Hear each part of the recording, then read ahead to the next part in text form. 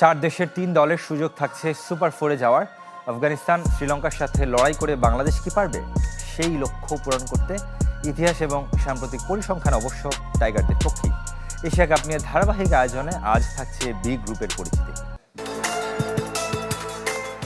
এ গ্রুপের সমীকরণ যতটা সহজ সরল, বি গ্রুপের ঠিক ততটাই কঠিন। 4 দেশ, তার 3টি টেস্ট খেলুড়ে। দুদল যাবে সুপার ফোরে, দেখা হবে এক গ্রুপে, কিন্তু কারা যাবে আগে ভাগে নিশ্চিত করে বলা যাবে না। ফরম্যাটটা টি-20 বলেই শ্রীলঙ্কা, আফগানিস্তান, বাংলাদেশের যেমন সম্ভাবনা আছে, হংকংকেও বাদ দেয়া যাচ্ছে না। ইতিহাসের বিচারে টুর্নামেন্টের দ্বিতীয় সফলতম দল শ্রীলঙ্কা 6 বার হয়েছে চ্যাম্পিয়ন, যার 5টি ওয়ানডে ফরম্যাটে। 2022 আসরে কেবল টি-20 শিরোপা জিতেছিল লঙ্কানরা। বাংলাদেশের জন্য এশিয়া কাপ সব সময় কান্নার। 3 বার হয়েছে রানার্স আপ। আফগানিস্তান টি-20-র সুপার পাওয়ার হলেও এশিয়ার মঞ্চে সুপার ফোরই তাদের সেরা সাফল্য।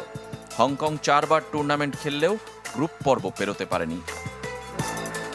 ধারাবাহিক আর শক্তিমত্তায় এগিয়ে লঙ্কানরা। এই গ্রুপে একমাত্র দেশি কোচ তাদের। নেতৃত্বের ভার চারিতা আসালঙ্কার উপরে। ফিট হয়ে ভানিন্দু হাসারাঙ্গার প্রত্যাবর্তন লঙ্কানদের বড় শক্তি। তবে এই দলটাই সবশেষ সিরিজে জিম্বাবুয়ের কাছে হেরেছে। বাংলাদেশের কাছে তো সিরিজ হার, তাই বাংলাদেশকেও কোনো অংশে পিছিয়ে রাখা যাচ্ছে না। নতুন অধিনায়ক লিটন দাসের নেতৃত্বে টানা 3 সিরিজ জয় সাহস দেবে টাইগারদের। হাসছে অধিনায়কের ব্যাট, সাথে 2 তরুণ ওপেনার পারভেজ ইমন ও তানজিদ তামিম হয়ে উঠেছেন ধারাবাহিক। তাসকিন মোস্তাফিজ আছেন ছন্দে। আফগানিস্তানের শক্তি যথারীতি তাদের সাহসিকতা আর অদম্য মানসিকতা। গত বছর শেষ দেখায় টি-20 বিশ্বকাপে বাংলাদেশকে হারিয়েছিল রশিদ খানের দল। নবী মুজিবকে নিয়ে তাদের ভয়ঙ্কর স্পিন আক্রমণ, আর ব্যাটিংয়ে রহমানুল্লাহ গুরবাজ, ইব্রাহিম জাদরানদের নিয়ে ধ্বংসাত্মক ব্যাটিং লাইন। সহযোগী দেশ হংকংয়ের নেতৃত্বে ইয়াসিম মুর্তজা। কোচ হিসেবে গ্রুপ প্রতিপক্ষ লঙ্কার কুশাল সিলভাকে নিয়োগ দিয়েছে দেশটি।